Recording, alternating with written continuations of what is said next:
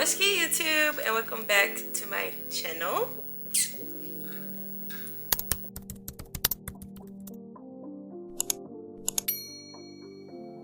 As you can tell in the title, we are going to be talking about what I would do if I started my YouTube channel in 2025. And some of you might think that I did. I did not. If you go watch my video about my journey on YouTube, I'll link it here. You can see that I did not start in 2024, nor did I start in 2025, okay? Before we get into the video, let's do some housekeeping. If you've never seen my face before, hi, my name is Shay. I create videos on self-care tips. I vlog. I literally do it all. If you are somebody that likes my vibe and you want to be a part of this community, bestie, just hit that subscribe button and drop a comment down below and we will be locked in, twin. So, as I stated, I started my YouTube channel like almost back in like 2019, 2018, that era. Pretty much 2019, I think, or 2020. I really don't know, okay, when I posted my first YouTube video. But it was definitely not in 2025, and these are the things that I think I would do if I started my channel today, right now, this year. As you guys know, I like to write everything down, okay? So I do have a notebook, very transparent. This is not off the dome, and I will tell you guys like why I have a notebook anyways throughout this video. Let's jump right into what I would prioritize if I was to start my YouTube channel this year, and that would be creating a community. When I first started, my intentions were not pure starting YouTube, so I really could care less about having a community around me and a group of people that genuinely liked who I was. Now my channel is basically based off of community and making people feel comfortable and wanting them around this space, okay? I think also things that I was worried about at that time was like the video quality of my YouTube videos and like not having equipment or not having a good editing system, and these are all things that I'm gonna discuss throughout this video. So the first one that I think I would do is like have a set niche, which I did have a set niche when I first started YouTube, and that was like makeup. So starting out knowing like what it is that you want to talk about on YouTube, I would make sure that you guys are comfortable with discussing things that you want your videos to be about, okay? So make sure it's something that you're confident in, something that you know a lot about, okay? I didn't know a lot about makeup, and nor did I know a lot about YouTube at the time, so that was just like a lose-lose. My videos that I post now kind of like show a story of lifestyle, my lifestyle, and like self-care tips that I follow every single day, all right? I have braces videos on here, I have self-care tips on here, I talk about what I do in my day-to-day life. I literally just posted a day in the life if you want to go watch it. That is like the type of vibe that I give off. That's what I want to do. So having a niche and something that you're confident about is the main purpose, all right? Now if nothing comes to mind when you're trying to figure out like what you want your niche to be, do not worry, okay? I cannot stress you enough, like this is your journey, okay? Like I said, I started out with makeup, then I moved into like fashion, and then something told me to go do reaction videos, and then I took a break, and then I decided to start making, I don't know, wellness videos, and then we started doing self-care tips, which works, by the way, and then lifestyle videos, and then I like dibble and dabble into like helping new YouTubers grow on this platform. Now let me not skip over anything. The reaction videos did work. I just did not want to do reaction videos at the time, okay? Now I wish I would have continued to do those, because then I would have a bigger platform and be able, not really cared about like shifting my niche into what it is now. So now that you know where your niche is, let's get into this brand styling. When you click on my YouTube channel, you should literally be able to tell what I am about by just simply looking at my homepage. And that is like my banner style, my profile pic, which is just a picture of me, and then like my banner is just me. And then it has like, I don't know, I think it says lifestyle, self-care, vlogging, or whatever on there. And so those are literally things that I do. Some things that I used to help create that branding was going through Canva, okay? I love Canva down. That's what I use to create my thumbnails and my banners. And then something else that goes with the brand style, you want to be able to like choose your name. Your name needs to describe who you are as a person and what you want your channel to be about. My name describes who I am and what I want my channel to be about. I want people to be inspired to live the life that I live, because that's what I do on YouTube. I literally am inspired by watching my favorite creators and their videos, because I get inspired by watching them live the life that they live. So that's why it's called Living Like Shay. I want y'all to be inspired by the things that I put out on this channel and see that like everything ain't aesthetic, but everything is still good. Alright, so Living Like Shay, that's literally why that's the name. Alright, so let's talk about some planning things that I feel like would have benefited me in the long run back then that I do now. I want to talk about that time where it's time to plan like your first video. That's gonna be what you're gonna talk about in that video, or what it is that you need to do to get yourself ready for that video. I like to plan out an entire content day based on what I'm gonna be talking about. I've been doing this in my routine now for some time and it works out. And so yes, I talked about this in another video, but I use ChatGPT and AI tools for brainstorming, which is perfectly fine. Like I said in the other video, ChatGPT cannot create your entire script for you, babe. Like, no, it gotta come off the dome.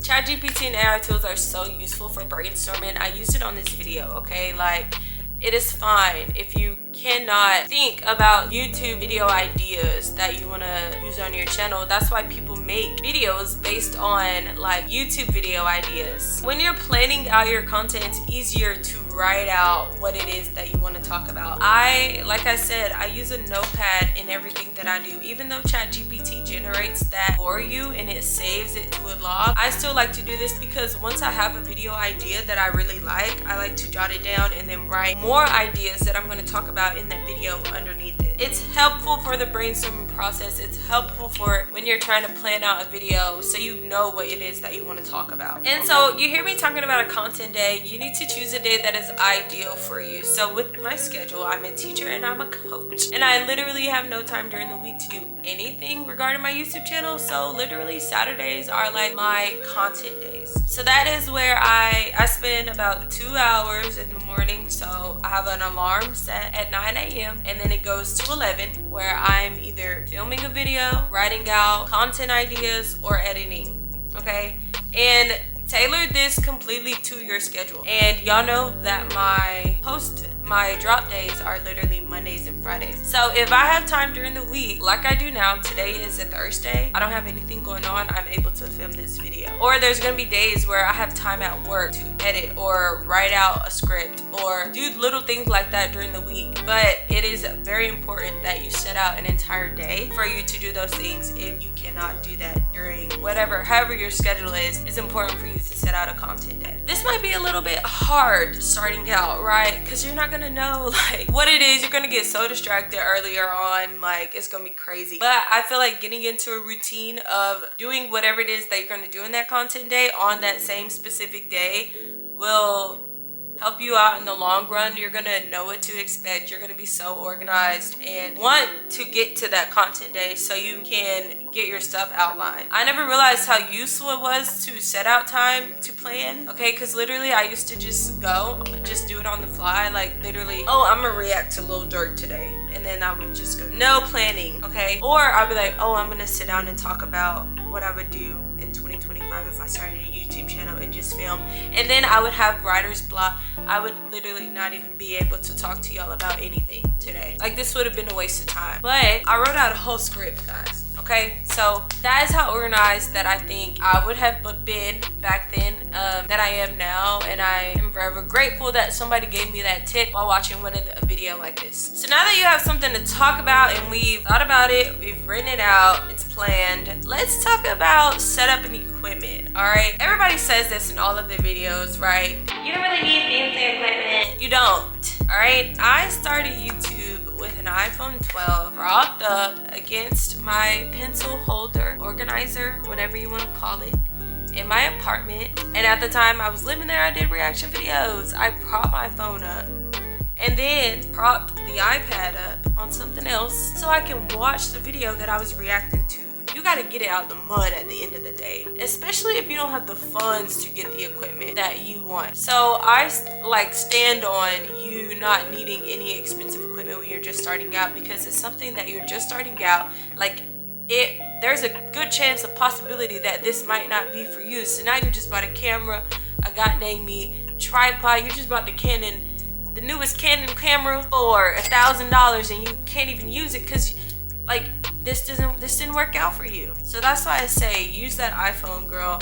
Especially now, like if you have an iPhone 12 and up, like you should be good in the quality department, especially using that back camera. I still use my iPhone to vlog. Now I have an iPhone 16 Pro. That said, I still use my iPhone when I need to vlog all of the time. Like I rarely have my camera. So don't let that be the reason why you feel like you can't record a video or you feel like you have to have a camera. Like no. And so I think it's a good idea for you also to invest in a tripod. All right, Amazon, TikTok Shop, Five Below, HEB, wherever you want to go, that is like the good places to get a tripod from. This tripod that I'm using is from TikTok Shop. I have a tripod from Amazon that I vlog with sometimes. Like all you need is an iPhone attachment and your phone and a tripod and you will be TTG, okay? That being said as well, 2025, a lot of people care about quality. Yes,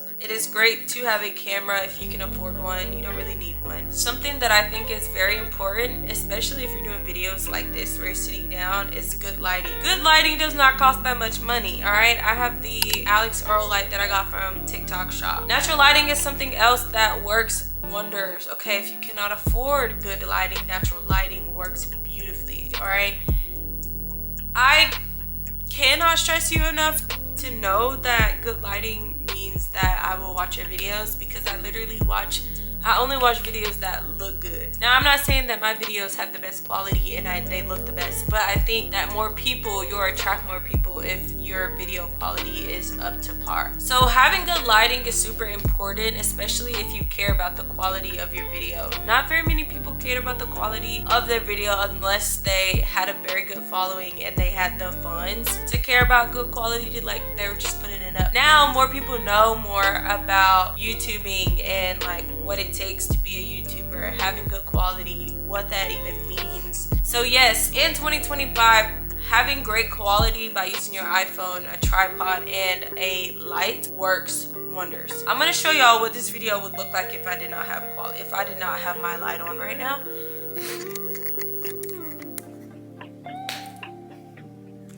Like you can barely even see me.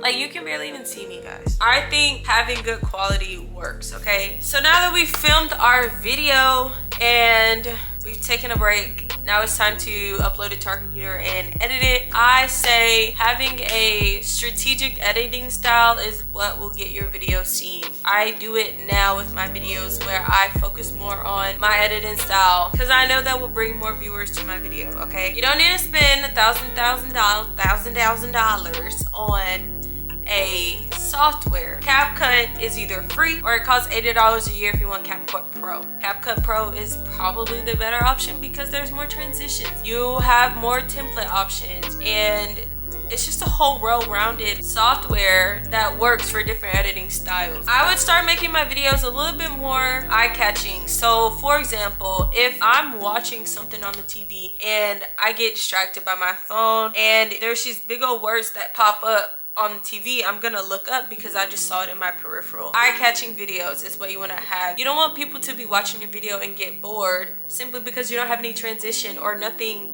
popping up in your video that keeps them there. So knowing what your editing style, after a few times, like you're gonna figure it out what your viewers like and how you can make your video look a little bit more presentable is key. Now I'm not saying that my videos are just top tier perfect, okay? I'm still a work in progress, but I've worked and have been working super hard to make my videos more eye-catching and more interesting, okay? So like I'm saying, you want to be eye-catching, so that editing style genuinely needs to stand out if you want your viewers to stay there and stay engaged and want them to come back. Adding sounds and visuals to your videos will elevate them as well. That will make viewers stay in your video. Sometimes I watch videos and I only keep it on the TV because of the background music, or I will watch videos based on the visuals that pop up on their screen, and it has nothing to do with what they're saying. It's because that is what is catching my eye and what I found interesting at that time. So now you are about to upload your first YouTube video in 2025 and you started using these tips and they did not work. That is perfectly fine. This is your journey, okay? I can only give you advice that's worked in my favor and things that I feel like I could do better in 2025 as still a beginning YouTuber. What will set you apart is your editing style and the type of time that you put into your videos. You're not just throwing it together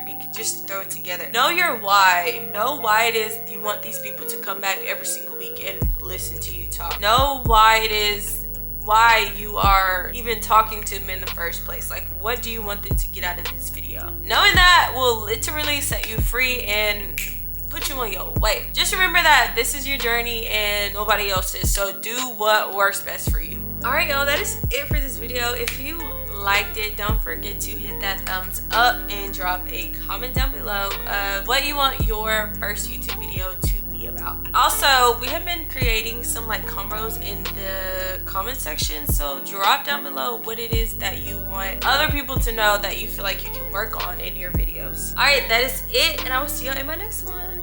Love you always.